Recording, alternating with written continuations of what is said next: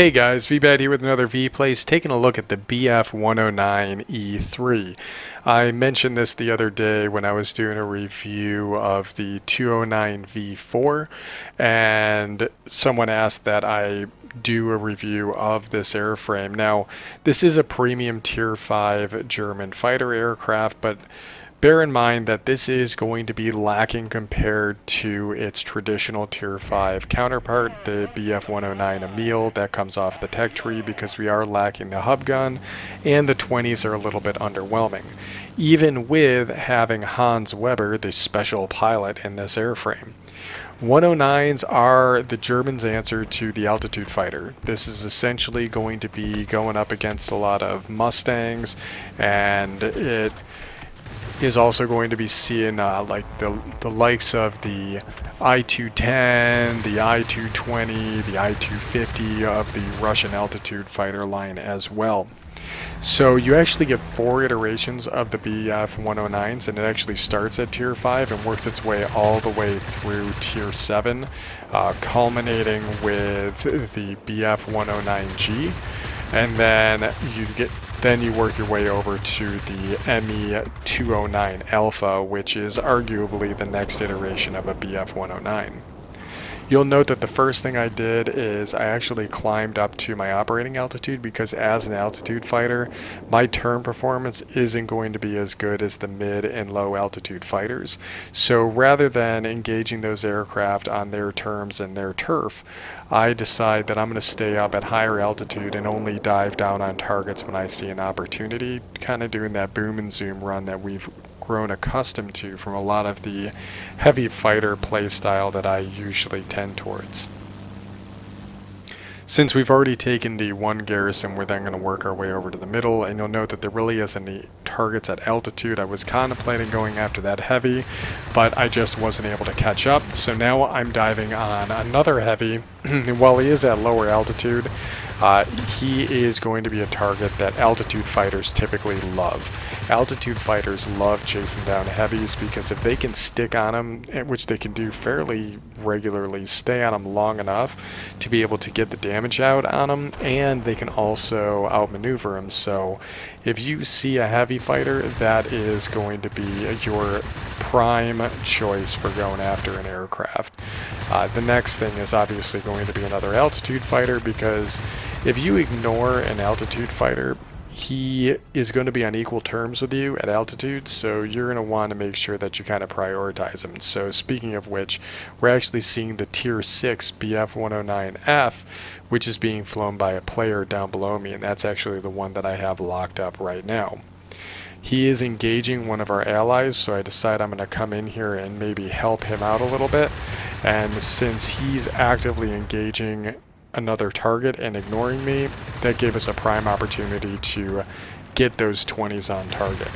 The 20s on this aircraft tend to overheat fairly quickly, and that's actually kind of true for most of the BF-109s. Is that the heavier caliber guns tend to overheat pretty quick, so you need to make sure that you're paying attention to your fire, kind of pulsating a little bit, and if need be, I actually have a secondary fire equipped, so you'll see at some point, like right here, I'm actually firing with the machine guns as my primary, and then when the guns have cooled off a little bit, I'm going out and tapping the cannons. So that was actually right here is a good example of me letting those cool off and then tapping the cannon. We can intercept bombers, and we're able to do it fairly effectively. You see, we didn't take that much damage from the PE-2, and now, even though we're going up against a turn fighter, he is being actively engaged by an ally. We're getting those guns on target, and we're able to do a good amount of damage. We're burning through the target using our continued advantage of speed against him. And even right here, our ally put in a good amount of damage into that P-38J, and then we're able to maintain chase and be able to get some good damage out on the target. Unfortunately for me, though, it looks like one of my allies was able to finish him off, and as a result, we didn't end up getting the points for it. We probably are spending way too much time loitering over this particular zone. I should have worked my way over to another garrison for a capture, but every time I turned around I saw another viable target like we see here the BF-109F again coming in on one of our targets, and in this case we were again protecting one of our heavy fighters. I also see that there's 2 ground attackers coming in, there's a bomber coming in, and while I do have an ally here in a heavy, I think that this is probably going to be worth my while to try and get some extra damage out on these targets. Now, we don't have the type of damage where I can really stick on somebody and just trip all their health away, but in a brushing pass, we're able to do quite a bit of work on these targets, enough that we can come back for a re-attack. And the maneuverability is definitely not bad on these airframes by any means. They're just bad compared to really turny fighter aircraft.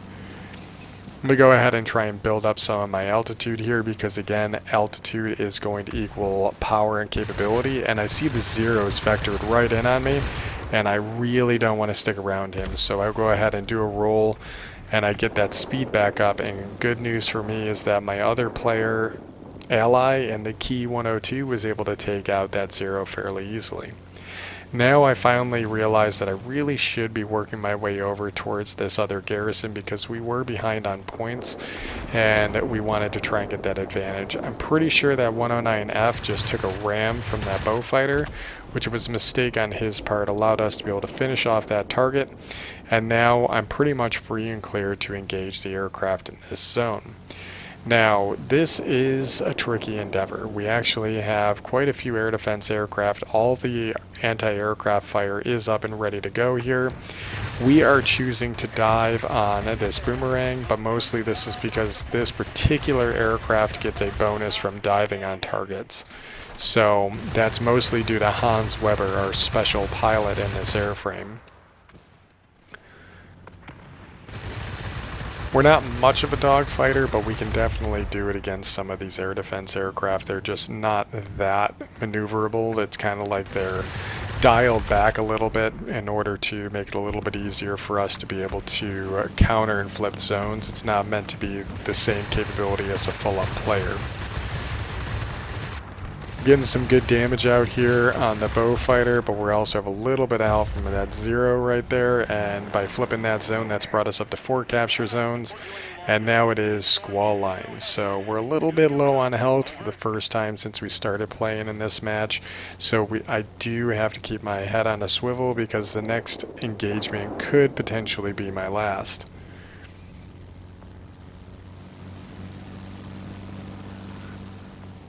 So the BF-109, generally speaking, it's an enjoyable airframe, and the reason I actually picked this particular airframe up is because it was a way for me to get back into a 109. I didn't appreciate it when I was flying them, but then when the opportunity came up to get this premium version of one, I decided I was going to jump on it because I honestly just missed flying it. And it is a very iconic airframe. Whoop, careful there, V. It's nice that the 792s are able to light a lot of aircraft on fire because it augments a lot of your damage potential for when you come in for that second part of your run. And just kind of pulsating the fire a little bit here, and we got him. But yeah, it's a very solid platform, and the firepower is somewhere between what you kind of would expect with like the Russians being really hard hitting and the Americans having very good sustain but arguably not very good impact damage from the 50 kills. The Germans seem to be somewhere in between. Yeah, we just picked up the Akamatsu medal. At this point, the game's pretty much over, and while we weren't really tipping the scales with Wing Legend or getting an ace or anything, we did do exactly what our role was. We were trying to counter all those aircraft that are typically up at altitude, and when those targets dried up, we dipped the nose and went down. And all those tactics are the same for all altitude fighters, and usually what I kind of preach to a lot of people that are trying to get into this type of gameplay. The BF-109s is a really good line to actually grind down. I find that the fact that it's kind of a healthy mix of the sustained and good hitting damage, it makes it a more enjoyable experience because you're not really fighting any major deficiencies in favor of another stronger capability. So As a result, the 109s are very consistent. And then, of course, when you get to the 1092 and the 1101, you're pretty much overjoyed to be able to have what's arguably one of the most overpowered aircraft in the game. Let's go ahead and hit the hangar and talk a little bit more about this airframe. Alright, so a solid result, nothing spectacular, but still a good battle, and a good amount of credits coming in for this airframe. We did manage to take out 15 aircraft, 23 crits, and while this aircraft it does pale in comparison to the standard Tier 5, the Emil that you will get with the 109 series. This E3 premium aircraft, one, has the benefit of being a crew trainer as well as earning increased credits and crew experience, but it still has all the same type of characteristics that you've come to expect and enjoy from the 109 line. And like I kind of have said before, the BF 109s are solid platforms, but usually by the time you're getting to the 109G, you're kind of getting sick of flying 109s just because they're the same aircraft for essentially 4 different iterations. And arguably, well, the 209 is way better based on altitude and speed and some of the guns it gets. It's still the same basic premise. It's still an altitude fighter. It still has all the advantages that the German altitude fighters get when it comes to altitude and speed, and the same type of maneuverability characteristics. So not much changes. Usually people aren't a big fan of the 109 line, mostly just because of the repetition of having to fly the same aircraft over and over again. But while I will say that I was in the exact same boat and I was happy to get out of the 109, and I was even happy to get out of the 209 because I was tired of dissimilar guns, when this aircraft popped up for purchase, I went for it because I wanted to have a 109 again. I missed having this very iconic and traditional aircraft that I think we've all come to recognize from this era of combat. And sure, it foregoes the hub gun, and the 20s don't have the same type of damage and range that you get from the Emil.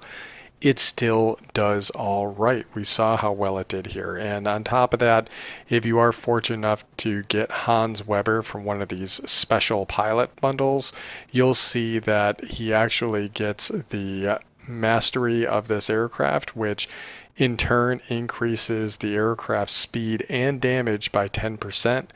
And you also get this nosedive capability where you increase your damage by 10% and the chance of setting an enemy on fire and causing critical damage by 50% with the forward firing weapons when you're in a dive attack. And this only takes effect when you're kind of reaching those maximum dive speeds and you're diving at about 45 degrees, which is easier to get than you think, and I'm willing to bet was proccing multiple times during that battle, although the icon wasn't lighting up. That seems to be a known bug with the game, but this aircraft has been working out just fine for me, and I really do enjoy it. And yes, I miss the 109s as well. Plus, with this bundle that I got, I was able to get this Dunkirk paint job as well. So hopefully you guys enjoyed this video and a quick kind of recap of what flying a BF 109 is like and how it usually performs to the best of its abilities. And as always, I'll catch you guys on the next one.